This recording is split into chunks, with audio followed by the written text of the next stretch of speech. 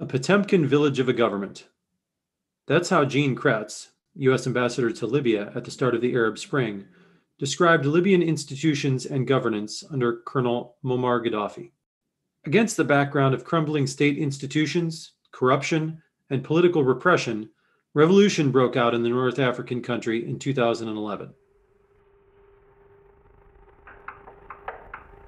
To understand how the revolution and subsequent conflicts have unfolded in Libya since 2011, we spoke to Ambassador Cretz. My name is Jean Cretz. I was a Foreign Service officer from 1981 until 2015. I served as the United States ambassador to Libya from 2008 until 2012. When the revolution broke out, I was actually in Belgium, having had to leave Libya around Christmas time of 2010 because of the WikiLeaks publications. And so during the time after I returned to Washington, while I was waiting for another potential ambassadorial assignment, I was working on economic issues related to Egypt. So I found myself in Belgium at the time that the revolution broke out. And Mohamed Almenfi. My name is Mohamed Almenfi. I'm currently a research analyst at the World Bank working on social protection. I'm here in Benghazi at the moment, in Libya, Benghazi. I was a student when the revolution broke out in Libya. I was doing my undergrad.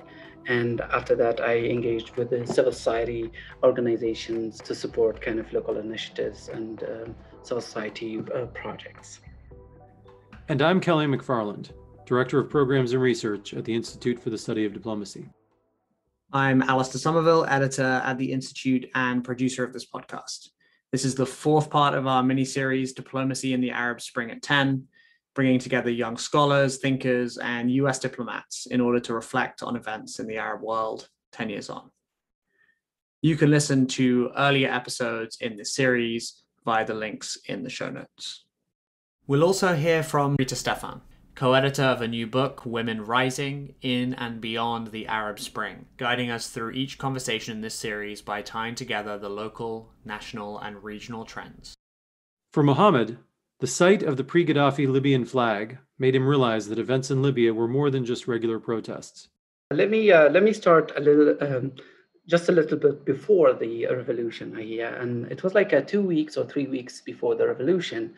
For the first time, I saw the Libyan flag during the kingdom period, and for me it was like I had never seen that flag before, and I saw it, and I asked my father about it. What's this flag? He was like, all right, this is the Libyan flag during the kingdom. But apparently during Gaddafi time, it was kind of prohibited to kind of show that flag and stuff like that. So it's kind of. And then that was kind of my first reaction, or like my first understanding is like we had a different systems and different country and different government system. And then we had the revolution broke out, but it wasn't a complete surprise because it built on the similar events in 2006, where there was a protest in Benghazi against the cartoon drawing against Prophet Muhammad.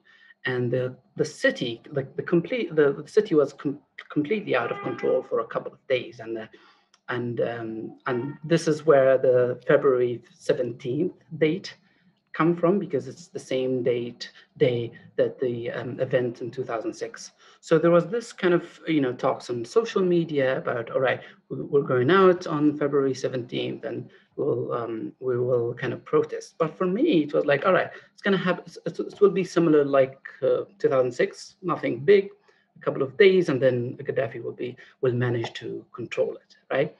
But things broke out before February 17th, 2 days earlier, where a couple of lawyers protested together with families of victims that Gaddafi killed in prison in the 1990s. They went to the biggest police station and protested 2 days before the day of the revolution, right? And there was these protests before, and then we started to hear like, all right, that they used gunfire. They tried to kind of suppress that protest. But then things escalated super quickly in the east of Libya, and particularly in the city of Al-Baida, there was a soccer game, and people after the soccer game, they protested, and they were like burning and fighting with the police. So then things started to escalate, not only in Benghazi, and that is the moment where I realized, oh no, this is big, because in 2006 it was only Benghazi.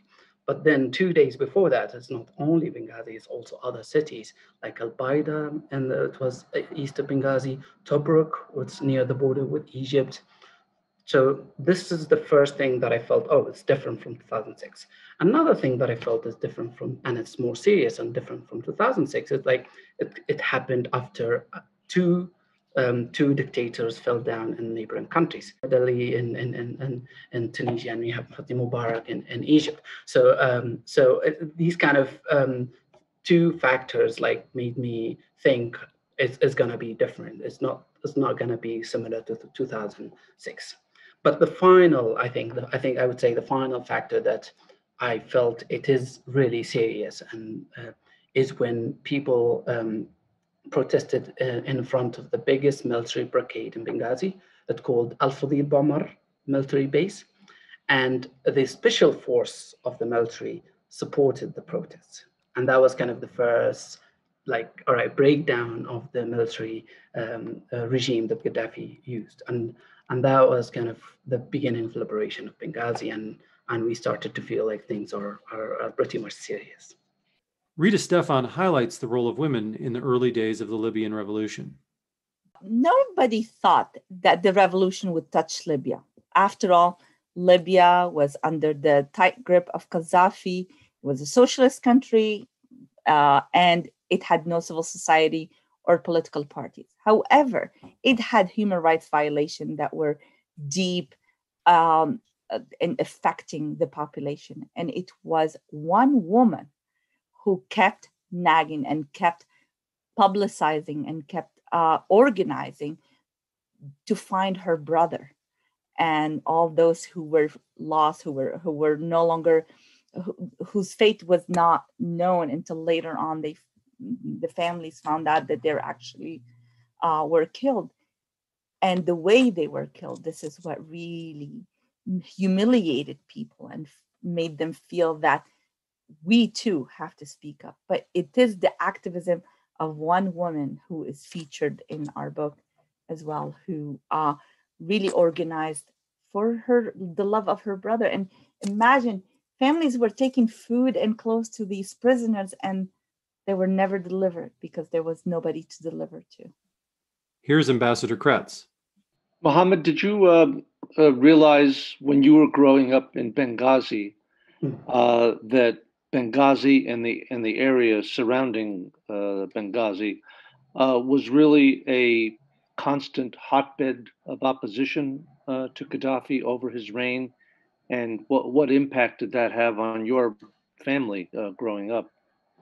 Absolutely. I think we, especially in Benghazi, we grew up kind of with the idea that Gaddafi was discriminating against the whole region in the east by taking state institutions away from the east, by not providing the same economic opportunities to people from the east vis-a-vis people in the west.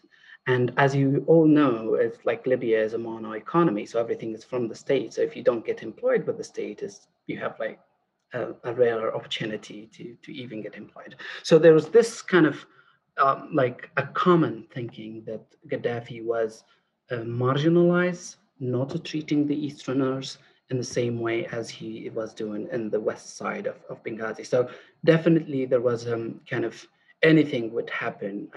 I wouldn't ever think that something would happen to change the Gaddafi regime from the West. It's like, it's going to be the start in the East, because that is the hotbed. I'm going to borrow your term. And definitely that's kind of the mentality that we grew up with. But I think the idea is that 2006 events were very detrimental in what happened, right? People kind of, they broke the fear ceiling, right? It happened in 2006. I personally was 16 years old in 2006. I was imprisoned for 1 day and then released because I was minor, but I wasn't present for one day because of that event. And it is in the memory of everyone in Benghazi. What was the exact, what set off that protest? Was the Mohammed, the cartoons in Denmark? Absolutely. And funny. And what was the impetus? What was the, why was Qadhafi blamed for that? Or why did you take out? No, he wasn't personally blamed for that, but he actually, funny enough, he called for the protest. It was a Friday prayer, and he said, like, people should go and protest in front of the foreign embassies. So it wasn't against his regime. Yes, that's the beginning. But then a couple of people attacked the Italian embassy, and they wanted to lower the Italian embassy flag. And the police forces brought them down by gunfire. And that was kind of, oh, he's using force to kill people who are protesting, right? And as you mentioned, people were like looking for any excuse to protest Gaddafi, and that's kind of a moment that people showed the first anger. He managed to bring these protesters down and to control it in 2006, but I think the impact for that event continued and gave people more encouragement to go out in 2011. You knew, I'm from a diplomatic perspective, even as events in Tunisia and Egypt and Yemen unfolded, that we did a tremendous, we had a lot of different people that we talked to in Libya. And I found maybe one or two people, believe it or not, who thought that the same thing that was happening in Egypt and Tunisia and the rest of the Arab world would happen in Libya. So I have to say I think it caught all of us by surprise. But later on, when the question came up as to whether or not the United States should join the effort with Britain and France and go to pass the resolution in the Security Council, I had used the argument that what he says he means and what he means he says. And when he says he's going to flush out every rat in Benghazi, I directly said during the one instance that I had to speak directly to the president that his past history has given us the proof that he will do what he says. And so that event in 2006, and there were several others where students were hanged in Libya and everything else, that he had established a good track record of when he says that he would carry out a certain kind of butchery, that he would do it. Another factor which I think is important is that the younger generation, which I'm one of them, is like we grew up in the phase where Gaddafi started to open to the world, right? He started to resume a relationship with the United States. Things economically started to improve. He allowed internet access. I remember you will be imprisoned if you have a TV satellite in front of your house. So it's kind of like, that's my father time, and my time is like openness, see the world, see the internet, see the rest. So the new generation, they don't fear him as our parents and our grandfathers. So all these things together, I think, helped in people getting the courage and the kind of the initiative to take the street and protest him, I guess. Yeah, I think that from our perspective, in trying to analyze why, after so many years of engaging in international terroristic acts and building this weapons of mass destruction capability, why all of a sudden would Qadhafi change his mind? And I think that certainly the impact of the fall of Saddam Hussein, we think, had a big impression on him, although that was not the only factor. It was a necessary but not sufficient factor. But I think that he finally got tired of the isolation and decided that the best way forward for maybe the preservation of his regime and perhaps for his country was to open up to the West. And for that reason, he was willing to pay the final tranche of the Pan Am compensation package of $1.3 billion, give up his weapons of mass destruction, and to forswear terrorism.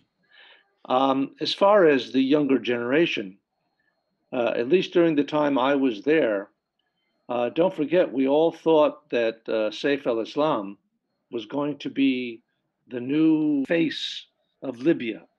Here he was very sophisticated, well-traveled, spoke well with everybody, and was doing things to open up a bit the repressive regime that his father had established.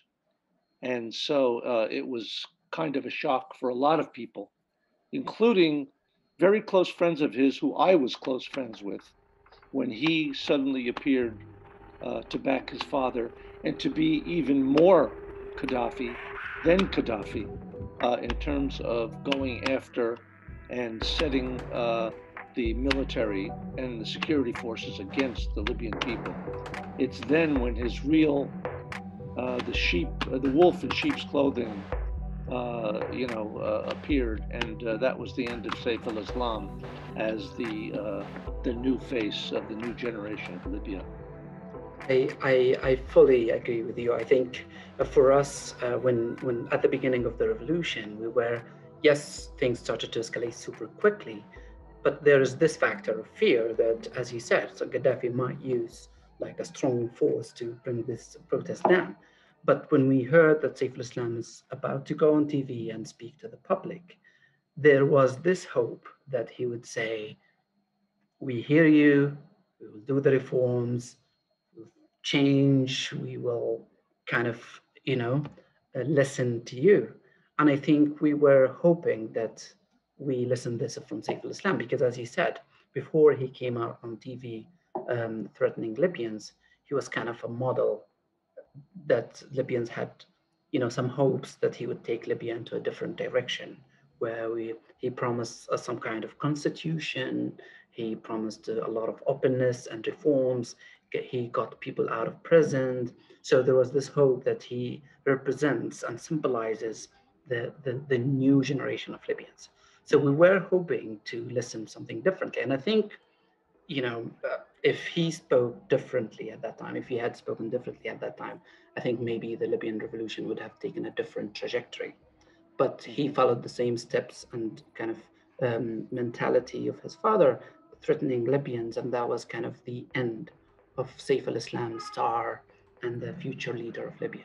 I don't know whether the Libyan population was aware of that, but once the revolution broke out, and even toward July and August, we were still getting requests and conversations. I had several discussions with Saif throughout this time, with the former Prime Minister Baghdadi, from several people involved in Qaddafi's close coterie, saying that we were making an extremely fatal mistake by, arraying ourselves against Qaddafi, when the real issue was that the radical and fundamentalist Islamists were the ones who were taking over Libya and were fighting against Qaddafi.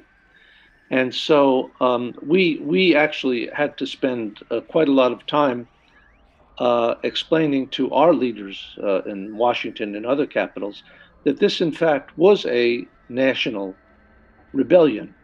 It was not just, there were certainly Islamists who were involved. I mean, there's no doubt that there was, in Derna and places like that, that they were an important part of the uprising against Qaddafi. But the tribes in Zintan and other places like that were not fundamentalist Islamists.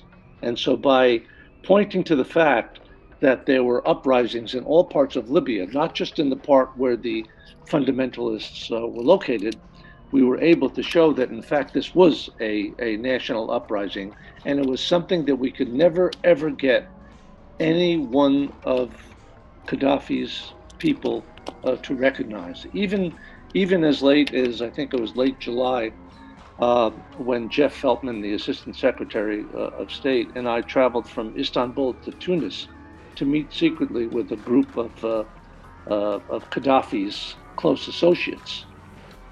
We had agreed to the meeting on the basis that it would be a discussion of how to get Qadhafi to step down from power. In fact, the whole discussion from the start was, you are continuing to make a mistake. This is not a national rebellion. And it was like talking to the wall, because none of them, we don't know whether they believed it or whether, we certainly know that they were not empowered to speak, but they certainly were not going to go against each other, because each of them knew that if they said anything that would bother Qadhafi, that they would be, their heads would be on the chopping block, literally.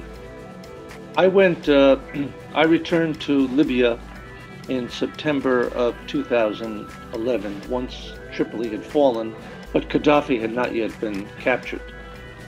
During the time from February through August, I was in the State Department, kind of helping to lead an interagency group responding to the war and what our reaction should be. When I went back in September, it was truly a situation of the Wild West. Our embassy had been burned down, so we were living in downtown Tripoli, and you heard gunfire, and there were, different militias controlling different parts of the streets and everything else. The main problem was that whatever bureaucracy or whatever passed for the government in Libya from the time of Qadhafi was really a shell game. There were ministries, there were organizations, but there was no structure to them. The only thing that counted for government in Libya was who was loyal to Qadhafi and who benefited from that. So when you had a ministry of, public works or roads or something like that, it didn't function as a normal ministry.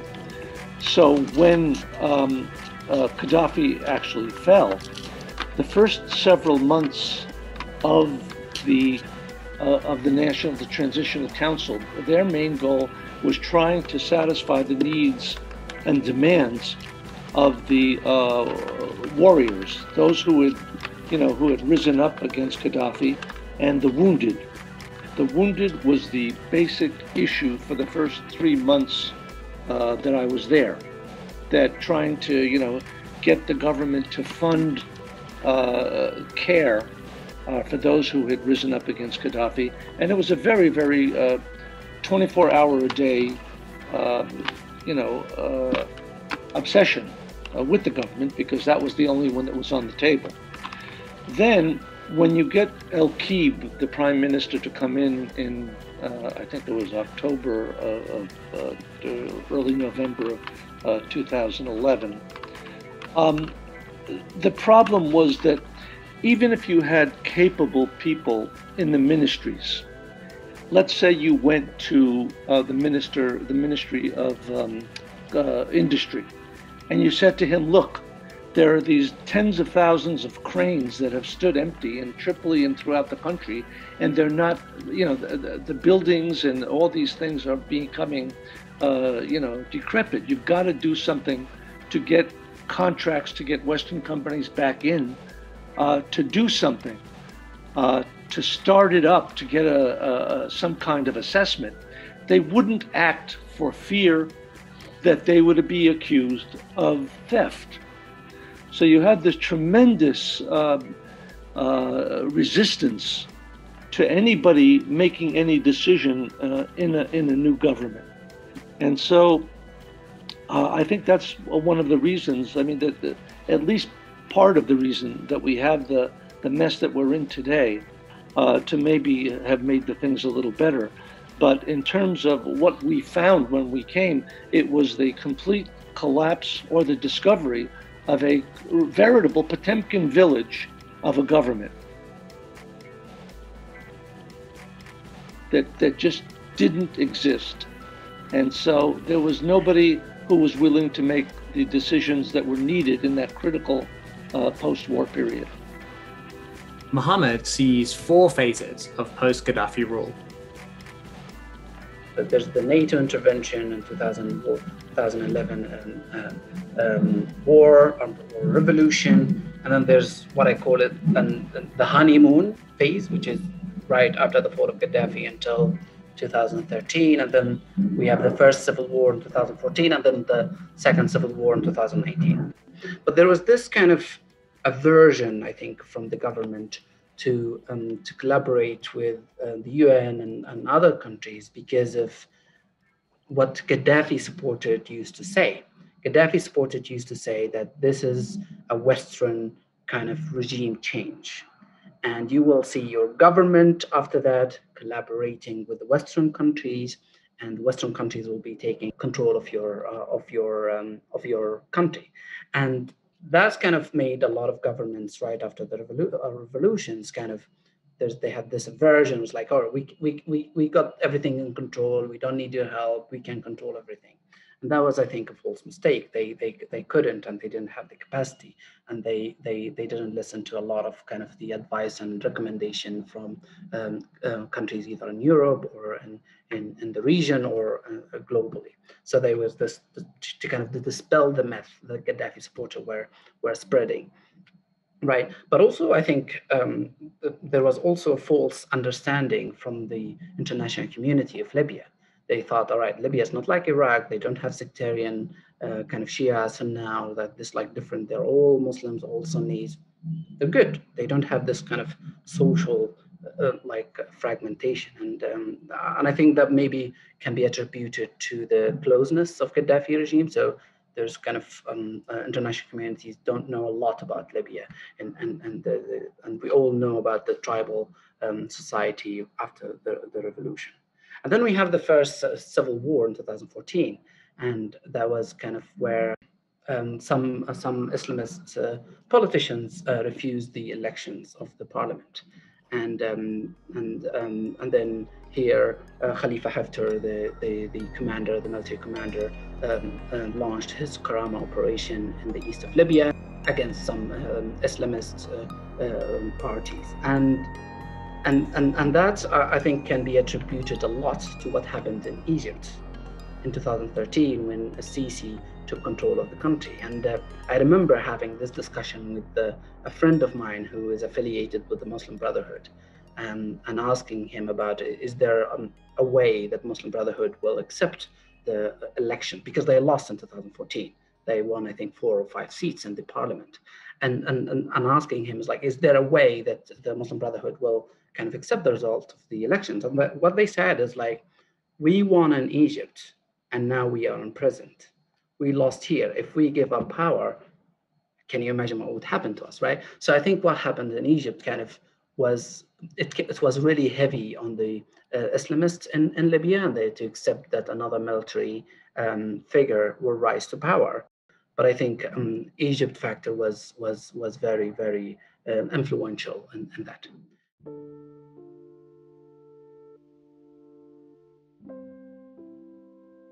And then there came the second civil war in 2018 when Haftar decided to take control of whole Libya. He was so strong, he thought he could control the whole country. He went to Tripoli with the support of regional powers, but his operation and attack failed. And I think these phases kind of put Libya in where it is at the moment. How I see it, I think looking back at the 10 years, is that all these events together has led Libya to be in its chaotic situation at this moment. Let me ask you, Mohamed, obviously in the initial period right after the war that I mentioned, where the main issue was to deal with the grievances of the revolutionaries, the other problem that I think contributed a lot to where we are today, and I wanted to ask you this, is during the revolution itself, the jihadists, especially coming out of Derna and around the area of Benghazi, certainly played an important role, but I'm not sure that it was any more or less important than the militias in Zintan or Sirte or anywhere else.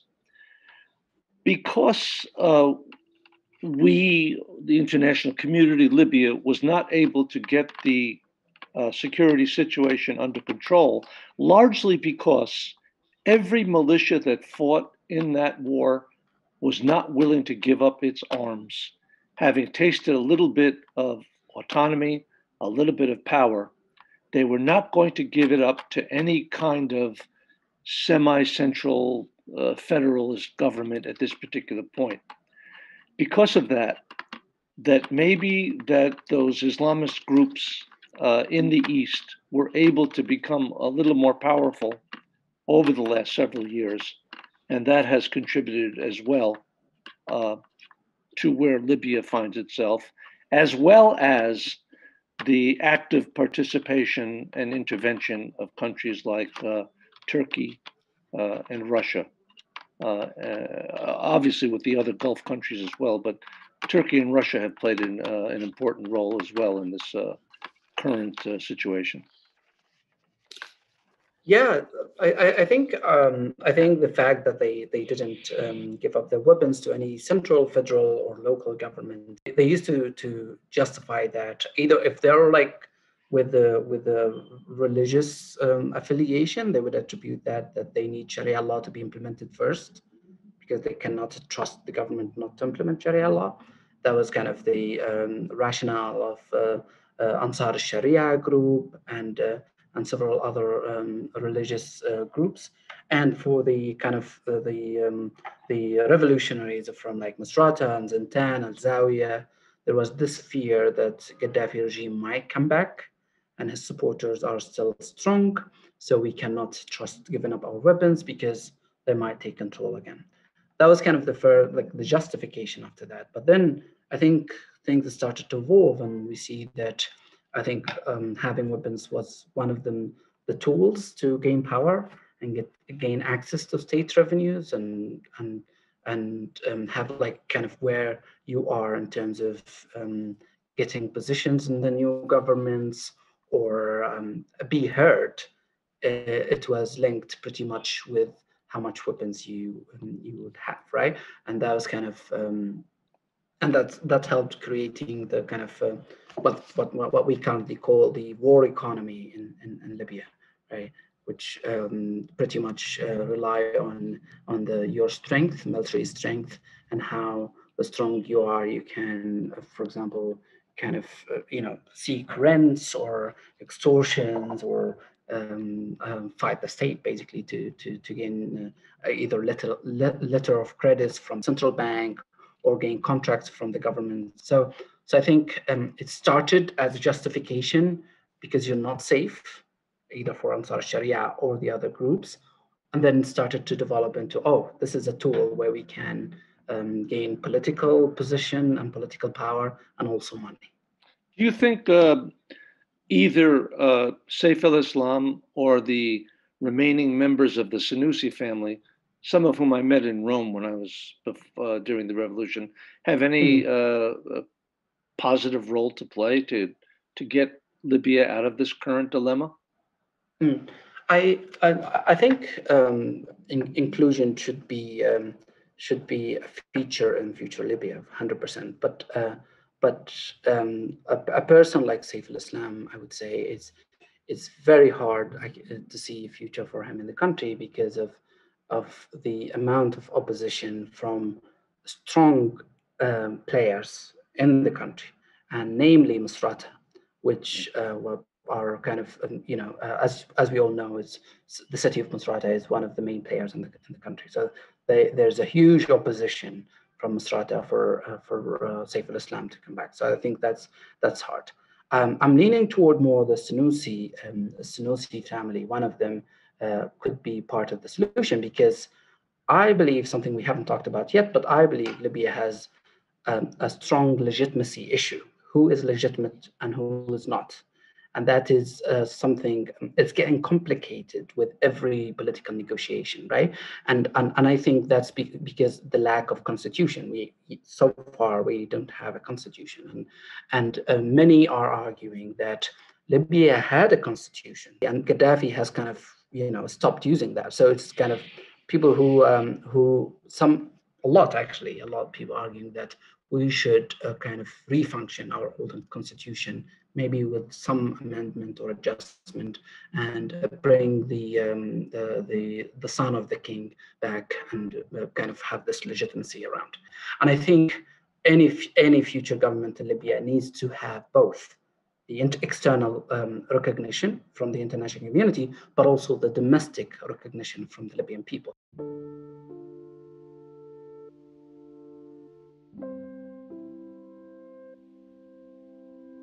In the voting in the Palestinian territories, for example, where Hamas came to power in 2006, if I recall, 2007, you can't impose a democratic, quote unquote, system from top down.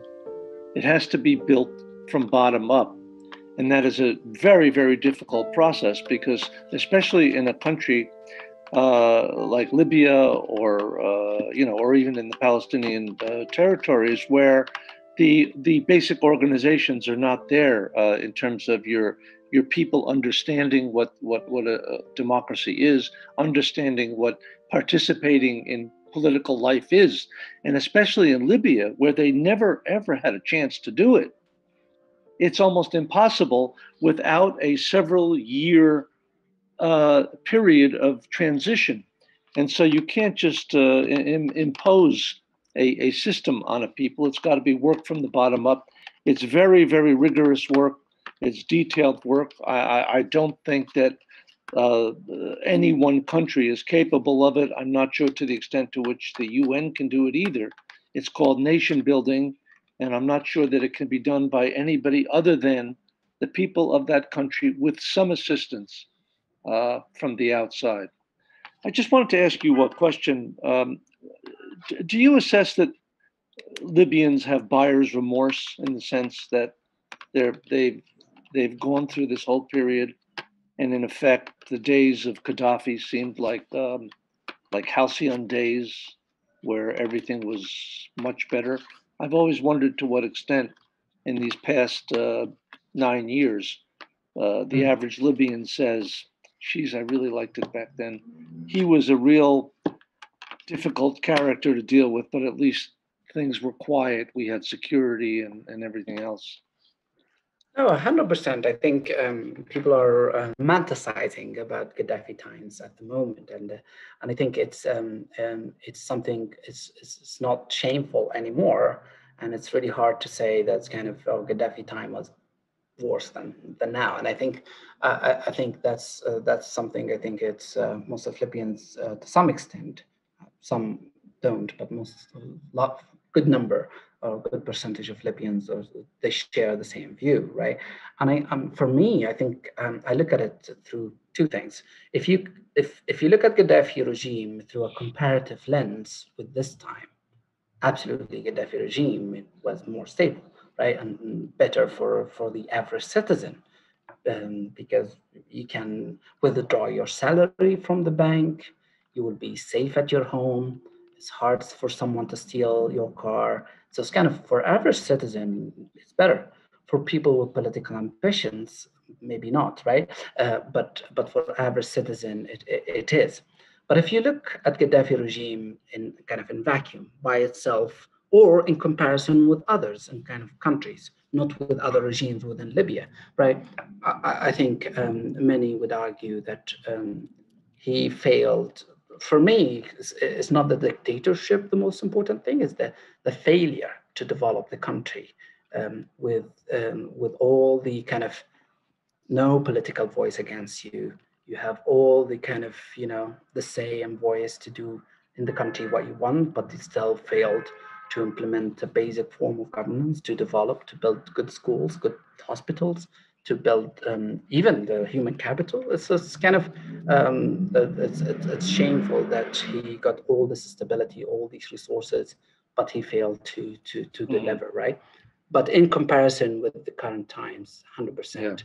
Yeah. I just wanted to address one issue with you, and that is that there's certainly, since I've left during the time I was there and when I've left since, there's been a lot of people who blame the United States, blame the international community for what happened in Libya, in the sense that you, that is the international community, you participated in the war aspect of this thing, and then you said, that's it, we washed our hands of it, let them deal with it. I think in one way that assessment might be somewhat correct, in the sense that had we put at least a major effort into the security situation following the revolution, I think that might have been a positive step we can take. But for those who called on us, for example, to pour in hundreds of millions and billions of dollars, I don't think that that's a fair accusation, because number one, the infrastructure for absorbing that kind of money was just not there. And number two, the people who were in charge in that post-war period were just not capable of dealing with the decision making that went along with that kind of money. So on the security side, yes, I think we could have helped a bit. But to blame the US and Europe for not salvaging the Libyan situation through the infusion of dollars and aid, I think may be not as easily judged as it could be. Mm.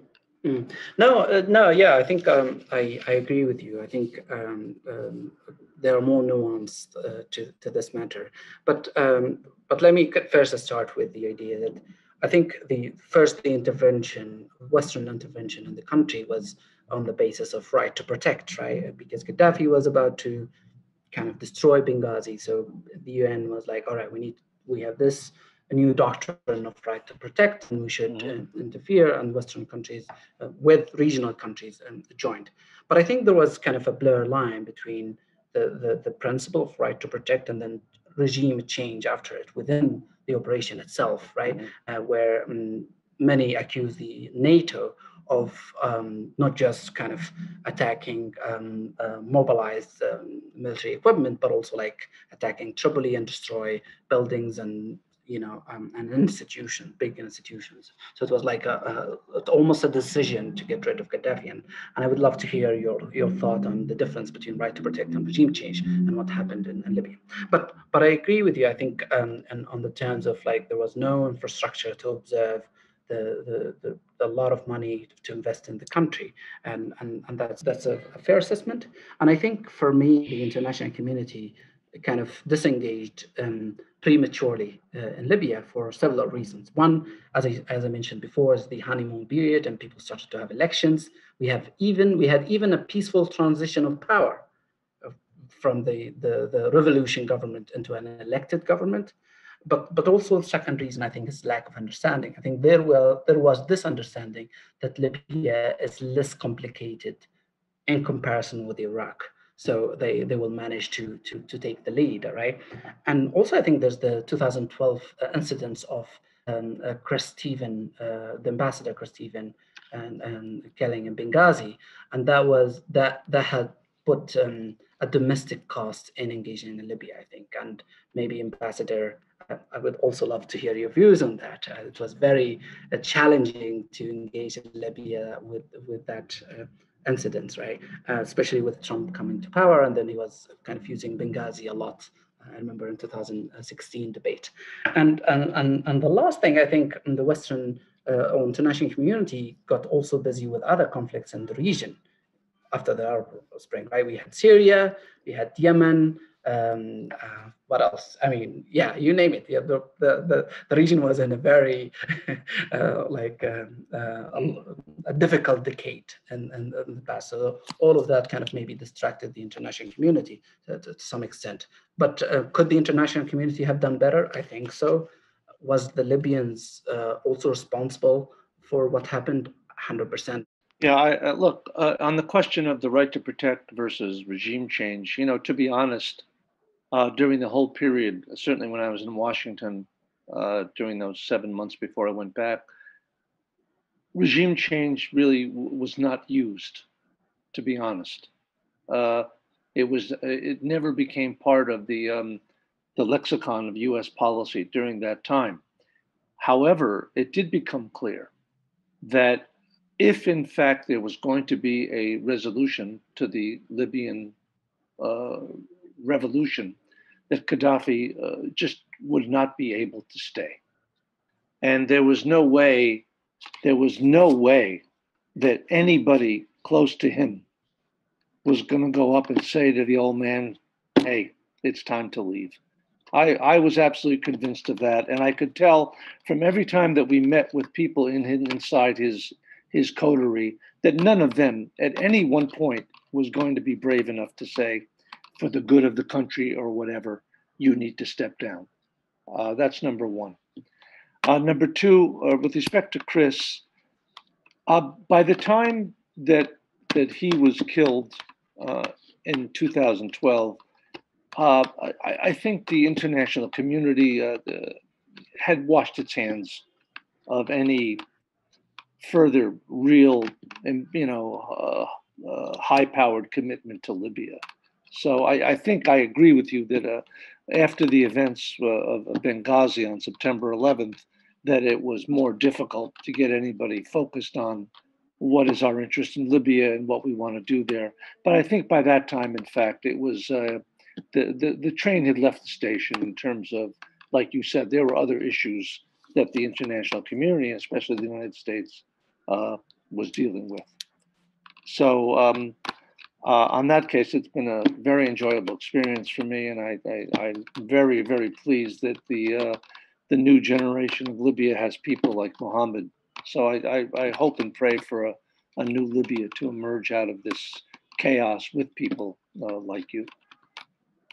Thank you so much, Ambassador. I really enjoyed the conversation, and I think for me, it's I really hope parties in Libya and outside of Libya to understand that war is a zero-sum game in the country at the moment. We have reached a level of complication that is really hard to control country by force, and I think if we all understand this, I think that would be beneficial for all, right? And I think for the international community and the US in particular, I think they kind of play a major role in the country if they mediate, not only among Libyans, but among regional forces and their interference in the country. And I think the US can play a major role in bringing the regional players to a right path to help Libyans to come together. But again, I hope we Libyans manage to solve our differences, and we are the responsible for our country, no one else. So thank you so much, and I appreciate the time. Next week, in the fifth part of this series, we'll turn to the situation in Syria. Thank you for listening to this series. Please leave us a rating and a review, and subscribe to this podcast on Apple Podcasts to get future episodes direct in your podcast feed. And send any feedback to diplomacy@georgetown.edu. Funding for this podcast comes from the Carnegie Corporation of New York's Bridging the Gap initiative. Thank you to Ambassador Barbara Bodine, Hira Kamboj, Hamad Hamad, Jonas Heering, Eleanor Shiori Hughes, Andrew Hanna, and many others who have helped us put together this series. See you next time.